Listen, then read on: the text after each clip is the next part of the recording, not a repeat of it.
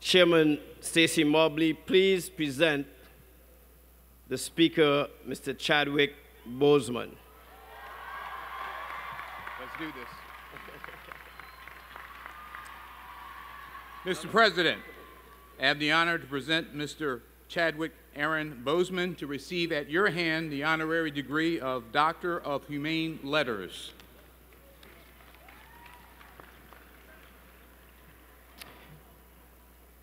Chadwick Aaron Boseman, quintessential artist, actor, director, writer, your unique ability to completely embody the characters you chose to portray on screen and stage has created a phenomenal global sensation in the world of film and entertainment unlike any in recent history. Beginning with your work in the film 42 in 2013 as the legendary Jackie Robinson, who broke the color line in Major League Baseball by signing with the Brooklyn Dodgers at a time in America when blatant racism was rampant. And I told Chadwick last night that Jackie Robinson and Martin Luther King Jr. received honorary degrees on the same day right here at Harvard University as well. To your exquisite, true-to-life depiction of the Godfather of Soul, Mr. James Brown in the film Get On Up, and in 2017, your brilliant role in Marshall, which you co-produced, about the iconic civil rights lawyer and first African-American Supreme Court Justice, fellow Capstone alumnus Thurgood Marshall, you have blazed a powerful new path in the world for the presentation of our rich lives of triumph over adversity that have been so sorely ignored for centuries. In this blockbuster year of 2018, audiences and critics around the globe have heralded your magnificence as T'Challa, Black Panther, in the feature film of the same name, and the entire movie has set afire in the hearts and minds of people of all colors, creeds, and races, the likes of which has never been seen before. You said that you had written in a journal years ago your desire to be the Black Panther. The world is in worship of Wakanda, the fictitious, technologically advanced, and mineral-rich African nation ruled by the Black Panther, who is based on a Marvel Comics character, which debuted just over half a century ago. Also in 2018, you reprised your role of T'Challa, Black Panther in Avengers: Infinity War, which is the fastest film ever to pass $1 billion globally. You came to alma mater as an undergraduate of T.L. Hanna High School in your hometown of Anderson, South Carolina, where you were reared in a loving, supportive home by your mother Carolyn and father Leroy Boseman. Having written and performed plays in your junior year, your focus was initially on directing, and you earned a Bachelor of Fine Arts degree in directing in 2000. You were fortunate to have taken classes from the acclaimed Felicia Rashad, who raised the funds for you and fellow classmates to attend the British American Drama Academy in London. While your plan was to hone your talents as a writer-director, it was your exposure to Rashad's teaching that opened you to the fruits of acting as well. Settling in New York, you began your career teaching drama at the Schomburg Center for Research in Black Culture in the Junior Scholars Program in Harlem in 2002. You landed your first television role on Third Watch in 2003, and had a series of other roles on CSI, New York, Law and Order, and ER, to name a few. While continuing to write plays, you felt it was possible to do it all despite your agent pressing you to choose one artistic area of focus. Ultimately, you did see the value in this advice, even though you had success with Deep Azure, based on the tragic true story of Howard alum Prince Jones, who was murdered by a Prince George's County police officer. Your decision to move to Los Angeles in 2008 opened the way for more achievements, as with your role in the television series Lincoln Heights, then your first feature film, The Express, and a regular role on Persons Unknown in 2010. Other films included The Kill Hole, released just before 42, in which you starred opposite Harrison Ford, Draft Day with Kevin Costner in 2014, and Gods of Egypt, in which you played Thoth. Chadwick A. Boseman, beloved son of alma mater, your dedication to excellence, your pioneering, indomitable spirit, and motivated commitment to your craft stands as the hallmarks of your incredible life and career. You are a shining exemplar of our cherished core values of leadership, excellence, truth, and service. It is with heartfelt respect and loving gratitude that we salute and honor you as orator on the historic occasion of our 150th commencement, conferring upon you the degree Doctor of Humane Letters, honoris causa. Congratulations.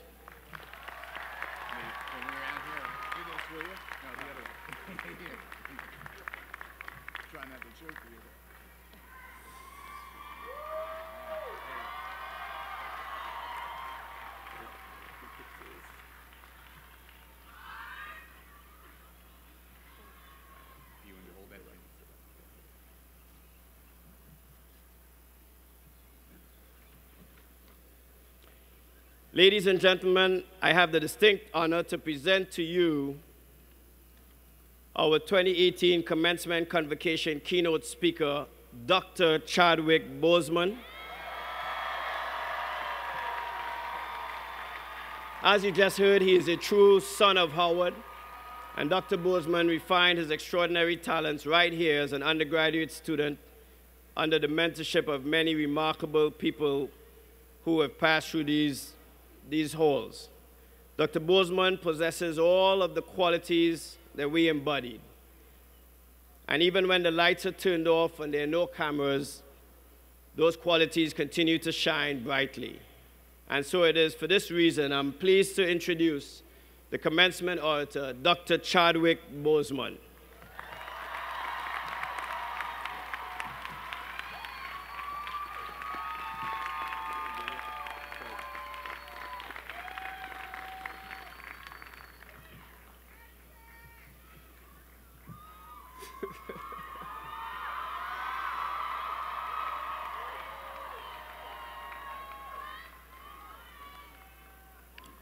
First, giving honor to the Creator and my ancestors on whose shoulders I stand. Happy Mother's Day to my mom. She is not here in attendance, but by tomorrow, she will have seen this. Let me also acknowledge my professors who have passed on to the other side. Because of work obligations over the past few years, I miss memorials that were held here for them. Professor Al Freeman Jr., Professor Mike Malone, Professor Reggie Ray, Dr. Henrietta Edmonds, Professor Joe Selman, Dr. Johnson, and Dr. Singleton. Professors and instructors that may be present: George Epstein, Tony Starnes, Denise Saunders, Professor Roberts Williams, and Professor Vera Katz. Your lessons continue to guide and enlighten me to this day. To President Wayne Frederick and the Board of Trustees, thank you for bringing me back here and giving me this distinguished award. It's overwhelming to be recognized amongst this year's other honorees. I can think of no better place to be right now after the Black Panther and Avengers campaigns than to return and participate in these graduation ceremonies with you. It is a great privilege, graduates, to address you on your day, a day marking one of the most important accomplishments of your life to date. This is a magical place, a place where the dynamics of positive and negative seem to exist in extremes. I remember walking across this yard on what seemed to be a random day, my head down, lost in my own world of issues, like many of you do daily. I'm almost at the center of the yard. I raised my head and Muhammad Ali was walking towards me. Time seemed to slow down as his eyes locked on mine and opened wide. He's raised his fist into a quintessential guard. I was game to play along with him, to act as if I was a worthy opponent. What an honor to be challenged by the GOAT, the greatest of all time, for a brief moment. His face was as serious as if I were Frazier in the Thriller in Manila. His movements were flashes of a past greater than I can imagine. His security let the joke play along for a second before they ushered him away and I walked away floating like a butterfly. I walked away amused at him, amused at myself, amused at life for this moment that almost no one would ever believe. I walked away light, ready to take on the world. That is the magic of this place. Almost anything can happen here. Ain't you?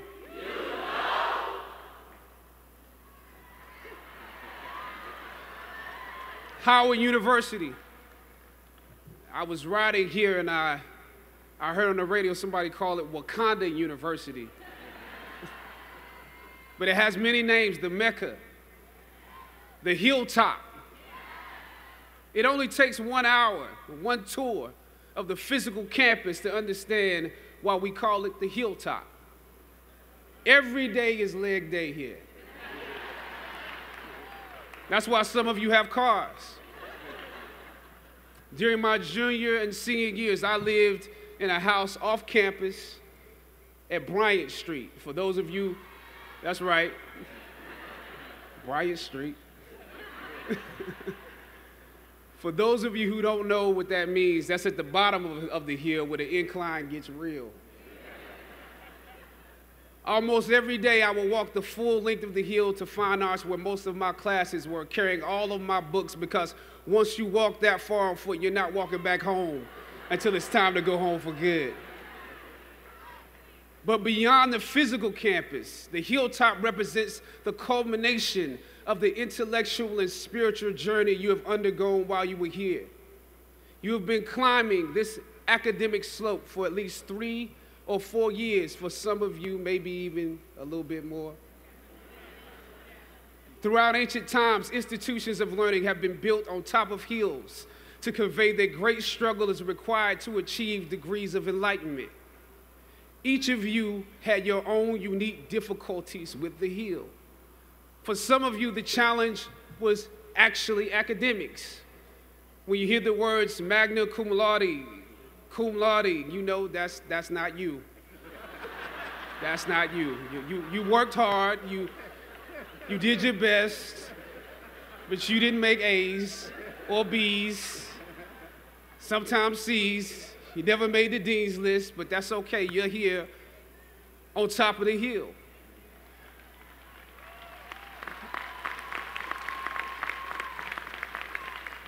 And I want to say something to that.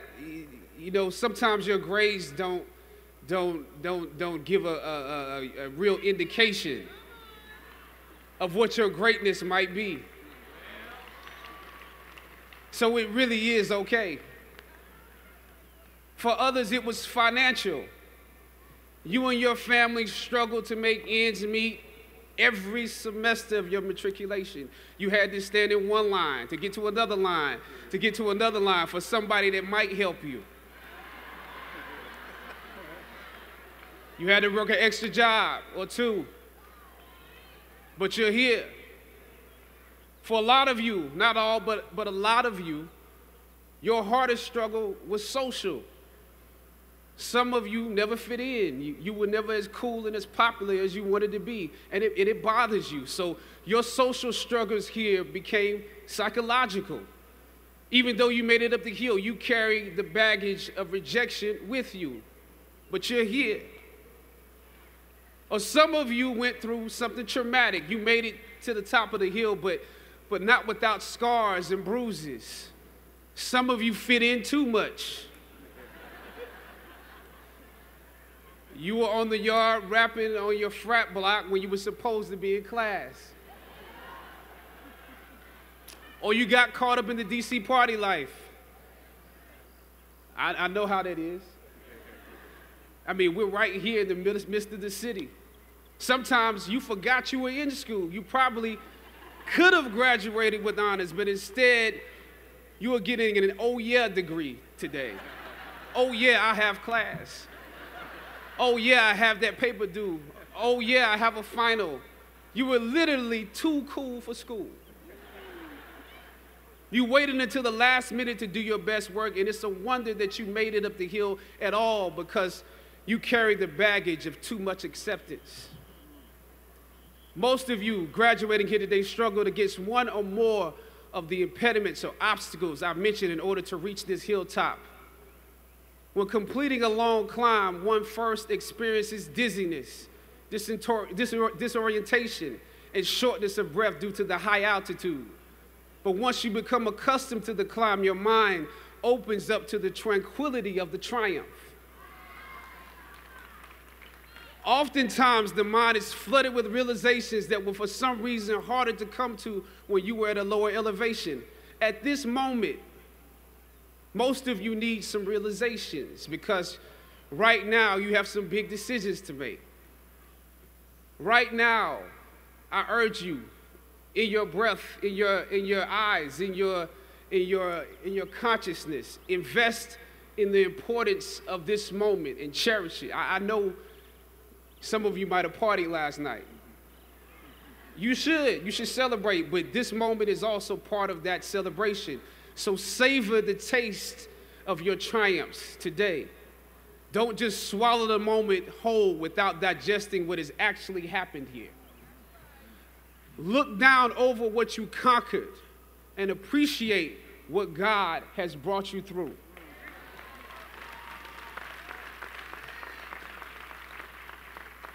Some of you here struggled against the university itself.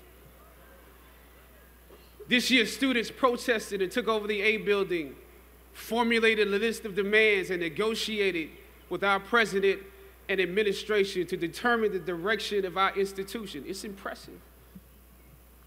Similarly, during my years here at Harward, we also protested and took over the A building.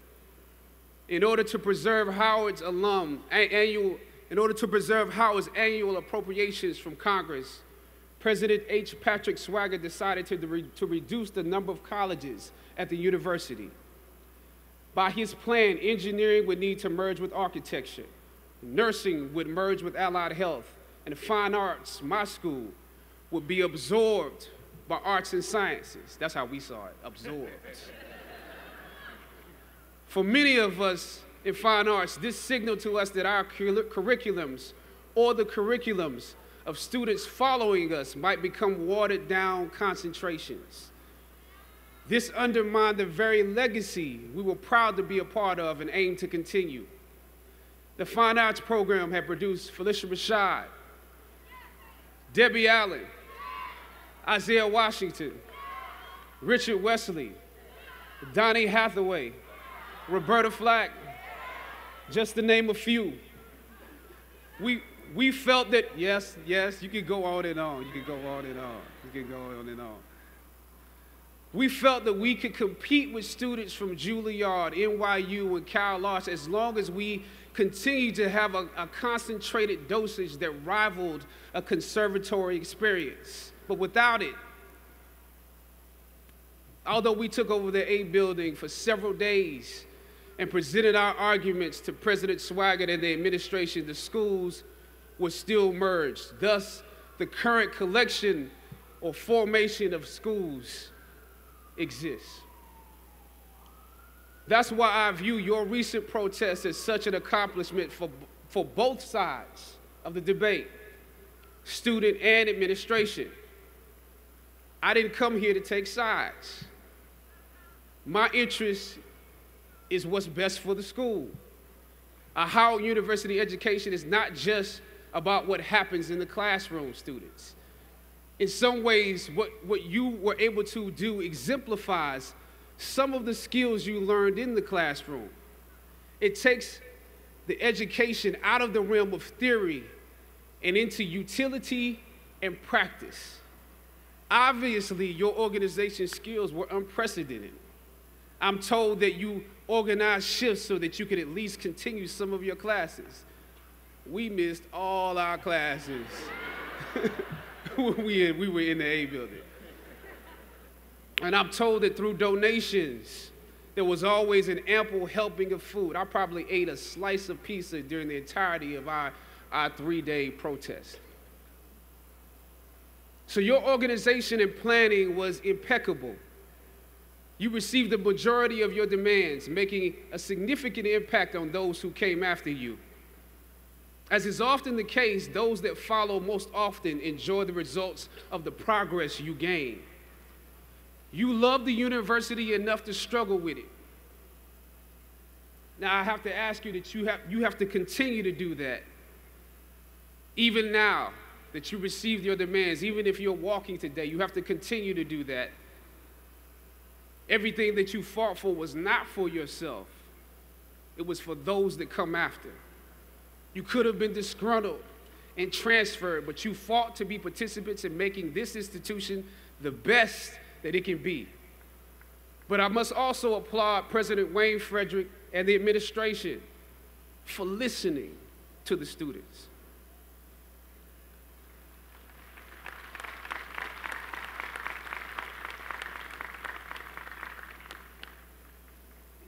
Your freedom of speech was exercised in a way where you can contribute to this place. It also shows that you can contribute to the democracy.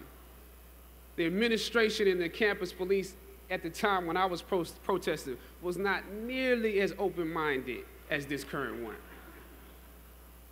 I know this was a difficult time, but because of both of you, I believe Howard is a few steps closer to the actualization of its potential, the potential that many of us have dreamed for it.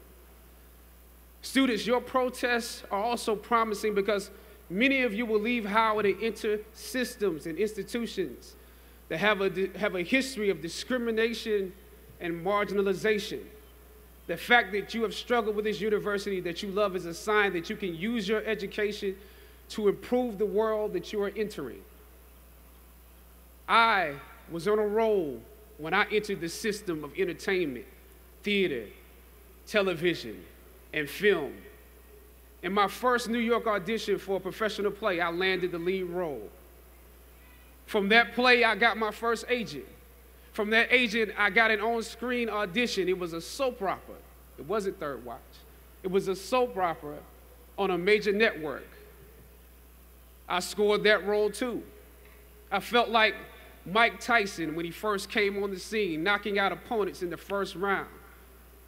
With this soap opera gig, I was already promised to make six figures, more money than I had ever seen. I was feeling myself.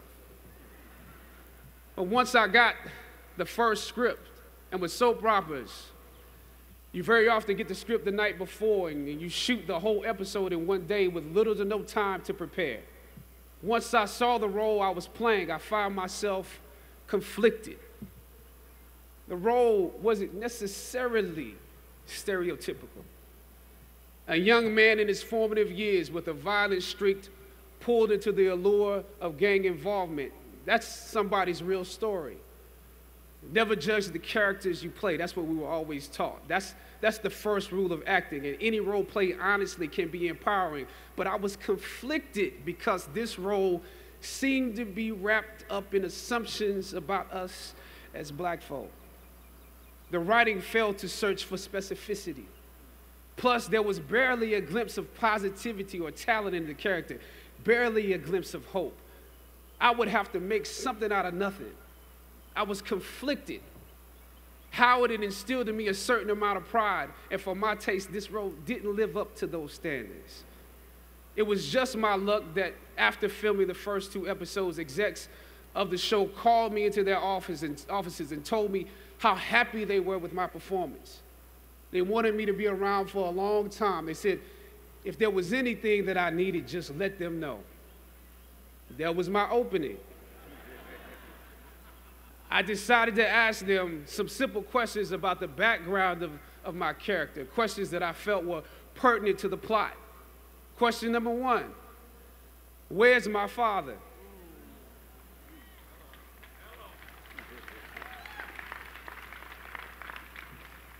The exec answered, well, he left when you were younger. Of course. Okay. Question number 2. In this script, it alluded to my mother not being equipped to operate as a good parent. So why exactly would my little brother and I have to go into foster care? Matter of factly, he answered, well, of course, she's on heroin. that could be real, I guess. But I didn't want to assume that's what it was. If we're around here assuming that the black characters in the show are criminals on drugs and deadbeat parents, then that would probably be stereotypical, wouldn't it? That word stereotypical lingered. One of the execs pulled out my resume and began studying it. The other exec wore a smile, trying to live up to what they had promised me only a few moments before. If there's anything you need, just let us know. She said, as you have seen, things move really fast around here. But we are more than happy to connect you with the writers if you have suggestions. Yeah, I said, that would be great. I said, because I'm just trying to do my homework on this. I didn't know if you guys had decided on all the facts, but maybe there's some things we could come up with, some talent or gift that we could build. Maybe he's really good at math or something. He has to be active. I'm doing my best not to play this character like a victim. So you went to Howard University, huh? The exec holding my resume interrupted, peeking over the pages. Yes, I said proudly. He slid my resume back in his desk and said, thank you for your concerns. We'll be watching you. I left the office. I shot the episode I had come in to shoot on that day. Probably the best one I did out of the three because I got what was bothering me off my chest. I was let go from that job on the next day. A phone call from my agent. They decided to go another way. The questions that I asked set the producers on guard and perhaps paved the way for a less stereotypical portrayal for the black actor that stepped into the role after me. As the scripture says, I planted the seed and Apollos watered it. But God kept growing. God kept it growing. Yet and still, when you invest in a seed, watching it grow without you, that is a bitter pill to swallow. A bitter pill. Anybody that's ever been fired knows what I'm talking about. Even if you really don't want the job, when they let you go, it's like any breakup. You act like you don't care. I didn't need that damn job anyway. I didn't need them. But when you have those moments alone, you start to wonder if there was a better way to handle it. And if you could have handled it better, maybe you could help your family. And then before you know it, you're broke. And you find yourself scraping together change just so you can ride the subway so that you can get the next job. And maybe if you could book something else, that would eclipse the feeling of doubt that's building. But it seems like you can't pay them to hire you now. My agents at the time told me it might be a while before I got a job acting on screen again. Well, that was fine because I never wanted to act in the first place. And I definitely didn't want to be caught dead going after a fake Hollywood pipe dream. I'm more of a writer-director anyway, so forget their stories. I can tell my own stories.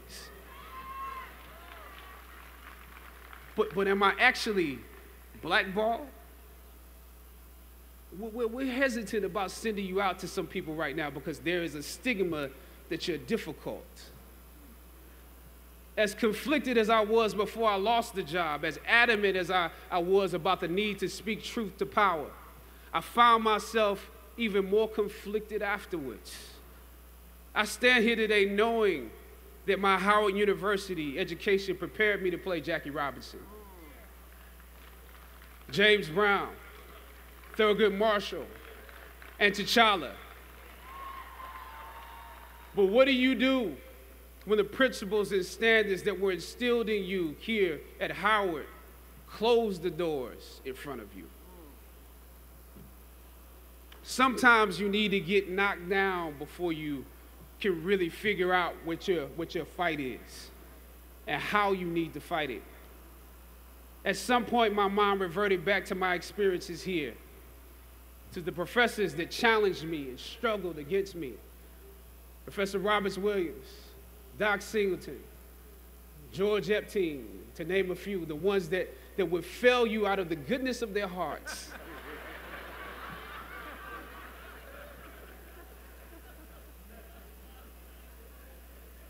And this may be hard to grasp for some of you right now, but I even considered President Swagger and how negotiating with him was practice for a world that was considerably more cruel and unforgiving than any debate here, one that had no interest in my ideals and beliefs.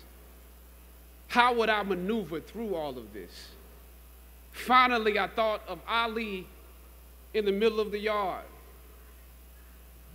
in his elder years, drawing from his victories and his losses. At that moment, I realized something new about the greatness of Ali and how he carried his crown. I realized that he was transferring something to me on that day. He was transferring the spirit of the fighter in me. He was transferring the spirit of the fighter to me. He was transferring the spirit of the fighter to me. Sometimes you need to feel the pain and sting of defeat to activate the real passion and purpose that God predestined inside of you. God says in Jeremiah, I know the plans I have for you. Plans to prosper you and not to harm you. Plans to give you hope and a future. Graduating class, hear me well on this day. When you have reached the hilltop and you are deciding on next jobs, next steps, careers, further education, you would rather find purpose than a job or a career. Purpose crosses disciplines. Purpose is an essential element of you. It is the reason you are on the planet at this particular time in history. Your very existence is wrapped up in the things you are here to fulfill. Whatever you choose for a career path, remember the struggles along the way are only meant to shape you for your purpose. When I dare to challenge the system that would relegate us to victims and stereotypes with no clear historical backgrounds, no hopes or talents, when I questioned that method of portrayal, a different path opened up for me. The path to my destiny. When God has something for you, it doesn't matter who stands against it.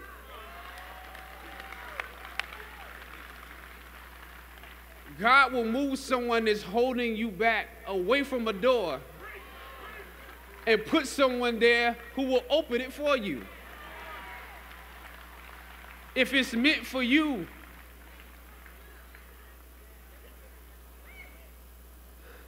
I don't know what your future is, but if you're willing to take the harder way, the more complicated one, the one with more failures at first than successes, the one that has ultimately proven to have more meaning, more victory, more glory, then you will not regret it. Now, this is your time.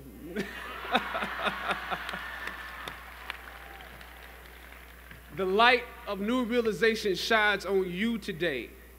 Howard's legacy is not wrapped up in the money that you will make, but the challenges that you choose to confront. As you commence to your past, press on with pride and press on with purpose. God bless you. I love you, Howard. Howard forever.